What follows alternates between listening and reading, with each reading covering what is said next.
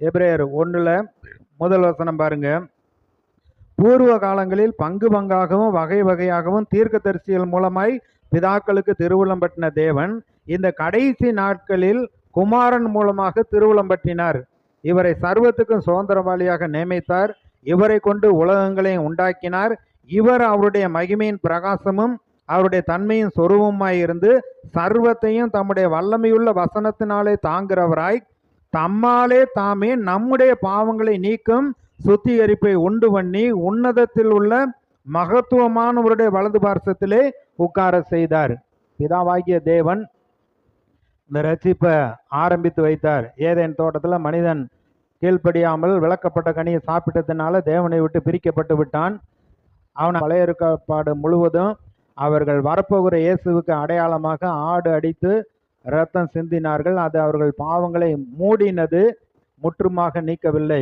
இயேசு சிலுவையில் மரித்த பின்பு அவருடைய இரத்தம் சகல பாவங்களை நீக்கி நம்மை சுத்திகரித்திருக்கிறது.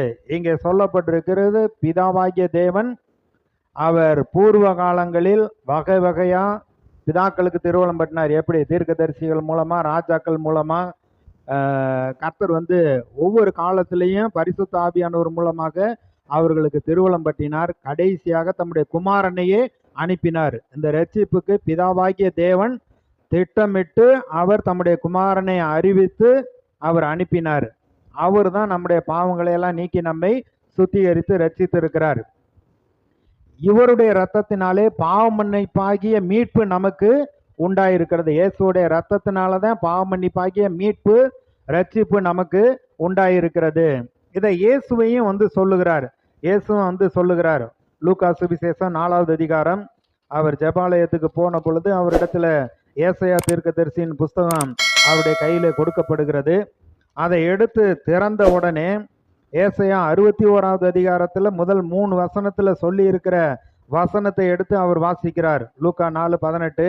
கர்த்தருடைய ஆவியானவர் என்மேல் இருக்கிறார், தரித்திரருக்கு சுவிசேஷத்தை பிரசங்கிக்கும்படி என்னை அபிஷேகம் பண்ணினார், இருதயம் நறுங்குண்டவர்களை குணமாக்கவும், சிறைப்பட்டவர்களுக்கு விடுதலையும், குருடருக்கு பார்வையும் பிரசித்தப்படுத்தவும், நொறுங்குண்டவர்களை விடுதலையாக்கவும், கர்த்தருடைய அனுக்கிரக வருஷத்தை பிரசித்தப்படுத்தவும் என்னை அனுப்பினார் என்று எழுதியிருக்கிற இடத்தை அவர் கண்டு வாசித்து புஸ்தகத்தை சுருட்டி பணிவிடைக்காரிடத்தில் கொடுத்து உட்கார்ந்தார்.